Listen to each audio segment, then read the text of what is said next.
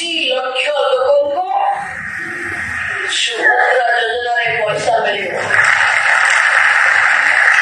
ନିର୍ବାଚିତ ଗଲାବେଳେ କହିଦେଇ ଆସିବେ, ଯାହାକୁ ପଇସା ନ ମିଳିବ ଫର୍ମ କରିକି ଦେଇଥାନ୍ତୁ, ଅପେକ୍ଷା କରିଥାନ୍ତୁ, କିଛି ଲାଭ ହବନି, ଆପଣ ସବୁ ପଇସା ଠିକ ମିଳିବ। ଯୋଉ 50,000 ଦବା ପାଇଁ ଭାରତୀୟ ଜନତା ପାର୍ଟି କହି ଯାଇଥିଲା 50 ରୁ 50 10 କିସ୍ତିରେ ଦବ ଏବଂ ଆପଣଙ୍କ ପାଖେ ସହଜ ସୁଗମ କରିଦବ, ଯୋଉଥିରେ ଏକ ମହିଳା ତାର ନିତ୍ୟ ଖର୍ଚ୍ଚ କରିପାରିବ, ଗୋଟେ ଚା ଦୋକାନ କରିପାରିବ, ଗୋଟେ ମୁଣ୍ଡରେ ରହୁଥିବା ମାଛ ଦୋକାନ କରିପାରିବ ଏବଂ ଆଶ୍ଚର୍ଯ୍ୟ ରହିବ କି ରକ୍ଷାବନ୍ଧନ, ଏଥର ରକ୍ଷାବନ୍ଧନ ସରିଯାଇଛି, ଏ ରକ୍ଷାବନ୍ଧନର କିସ୍ତି ସେପ୍ଟେମ୍ବର 17ରେ ମାନନୀୟ ପ୍ରଧାନମନ୍ତ୍ରୀଙ୍କ କର କମଳରେ ସବୁ ଲୋକଙ୍କୁ ମିଳିବ। ଆପଣମାନେ ସମସ୍ତେ ସେ ବିଭାଗର ମନ୍ତ୍ରୀ ହିସାବରେ ମୁଁ ଆପଣମାନଙ୍କୁ ସମସ୍ତଙ୍କୁ ନିମନ୍ତ୍ରଣ କରି ଯାଉଛି, ସେ ସଭାକୁ ଆପଣମାନେ ସମସ୍ତେ ଆସିବେ। ଓଡ଼ିଶାରେ କେବେ ଏତିକି ଲୋକଙ୍କୁ ଏତିକି ଟଙ୍କା କେମିତି ଆକାରରେ ବାଣ୍ଟିବାର କେବେ ବି କେହି କରିନଥିଲେ। ଦେଖୁଥିବେ କାଲି ନବୀନ ବାବୁ ଗୋଟେ ଟ୍ୱିଟ୍ କରିଛନ୍ତି, ଆପଣମାନେ ଏଇଠୁ ଗଲା ପରେ ତାଙ୍କ ଟ୍ୱିଟ୍ ତଳେ କମେଣ୍ଟ କରିବେ ଯେ ନବୀନ ବାବୁ କାଳିଆ ଯୋଜନାରେ 10,000 ଟଙ୍କା ଦେବେ କହିଥିଲେ, ଏତେ ବର୍ଷ ପରେ 4,000 ଦେଇଛନ୍ତି, 6,000 ଦେଖା ନାହିଁ। ମିଛ କଥା କହୁଥିବା ଲୋକଙ୍କୁ ସବୁ କଥାରେ କେବଳ ମିଛ ଦେଖାଯାଏ। ତେଣୁ ଯେହେତୁ ଓଡ଼ିଶାର ଲୋକଙ୍କୁ ସେମାନେ ମିଛ କହିଛନ୍ତି, ଭକୁଆ ବନେଇଛନ୍ତି, ତେଣୁ ଭାବୁଛନ୍ତି ବୋଧେ ସୁଭଦ୍ରାରେ ଆମେ ମା ମାନଙ୍କୁ ପଇସା ଦେଇପାରିବୁନୁ, ତେଣୁ ମିଛ କହୁଛୁ, କିନ୍ତୁ ଏଇଟା ସତ୍ୟ। 1,08,00,000 ଆପଣ ଭାବନ୍ତୁ, ଗାଁରେ କହିବେ ଯୋଉ ବିଧବା ମା ଭତ୍ତା ପାଉଛି ତାକୁ ବି ସୁଭଦ୍ରା ମିଳିବ, ଯୋଉ ଭିନ୍ନକ୍ଷମ ମା ଭିନ୍ନକ୍ଷମ ଭତ୍ତା ପାଉଛି ତାକୁ ବି ସୁଭଦ୍ରା ଯୋଜନା ମିଳିବ, ଯିଏ ଛାତ୍ରଟେ ହେଇଥିବ 21 ବର୍ଷର ଉର୍ଦ୍ଧ୍ୱ ହେଇଥିବ ତାକୁ ଯଦି ସ୍କଲାରସିପ୍ ମିଳୁଛି 15,000 ସ୍କଲାରସିପ୍ ପାଉଥିଲେ ବି ସୁଭଦ୍ରା ଯୋଜନା ସେ ପାଇବ।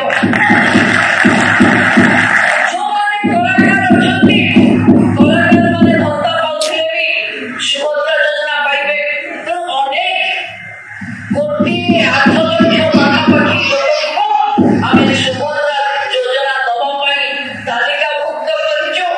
ଆଗକୁ ଭୋଟ ଯେତେ ଅଧିକ ଆସିବ ତାଦେହରେ ଗୋଟେ ଘୋଷଣାନାମା ଅଛି, ବୋଧେ ଆଗରୁ କେବେ ହେଇନଥିଲା ଯେ ସେଲ୍ଫ ଡିକ୍ଲାରେସନରେ ବି ସରକାରୀ ଯୋଜନା କିଏ ପାଇପାରିବ ବୋଲି।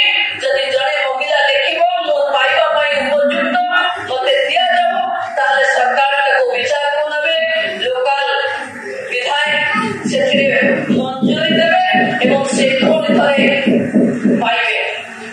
ସୁଭଦ୍ରା ଯୋଜନାରେ ଯାହାକୁ 21 ବର୍ଷ ଯେବେ ହଉଥିବ, ଆପଣ ଭାବନ୍ତୁ ଆଜି ଯାହାକୁ 20 ହେଇଛି ସେ ସୁଭଦ୍ରା ଯୋଜନାର ବଞ୍ଚିତ ହବ। କାରଣ ଜୁଲାଇ 1 ସୁଦ୍ଧା ଆମେ ଜନ୍ମଦିନ ସ୍ଥିର କରିଛୁ, କାରଣ ଆମ ସରକାର ଜୁଲାଇ ମାସରେ ଯେହେତୁ ଆସିଛି, ତେଣୁ ଜୁଲାଇ ମାସ ସୁଦ୍ଧା ଯାହାକୁ 21 ହେଇଥିବ ତାକୁ ହିଁ ଆମେ ଦବୁ।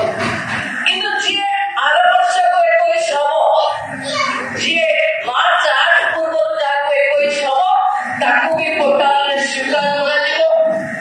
ପ୍ରତିବର୍ଷ ଯାହାକୁ 21ରେ ଏଣ୍ଟ୍ରି ହଉଥିବ ତାକୁ ଆମେ ସୁଭଦ୍ରା ଯୋଜନା ଦଉଥିବା। ତେଣୁ ଆଗକୁ ଅନେକ ନୂଆ ଲୋକଙ୍କୁ ଏଣ୍ଟ୍ରି କରିବାର ସୁଯୋଗ ଆମକୁ ମିଳିବ। ସୁଭଦ୍ରା ଯୋଜନା ଗୋଟିଏ ଯୋଜନା, ମୁଁ ଭାବୁଛି ଚାଷୀ ମାନଙ୍କ ପାଇଁ 3100 ଏବଂ ସୁଭଦ୍ରା ଯୋଜନାରେ ଫର୍ମ ଭରିବା ବ୍ୟବସ୍ଥା, ଇଏ ଆପଣଙ୍କ ହାତରେ 2ଟି ଅସ୍ତ୍ର, ଯାହାକୁ ନେଇ ଆପଣ ଗାଁରେ ଲୋକଙ୍କୁ ସାମ୍ନା କରିପାରିବେ।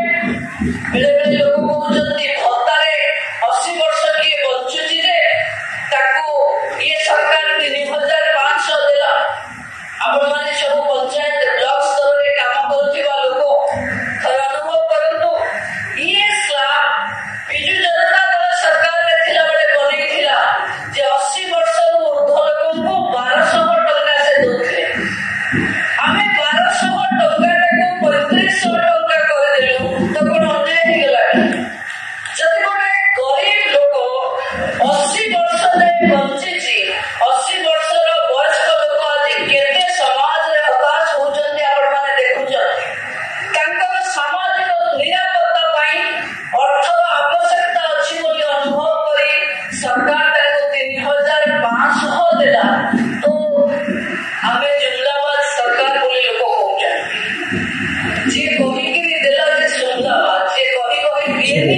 ସିଏ କଣ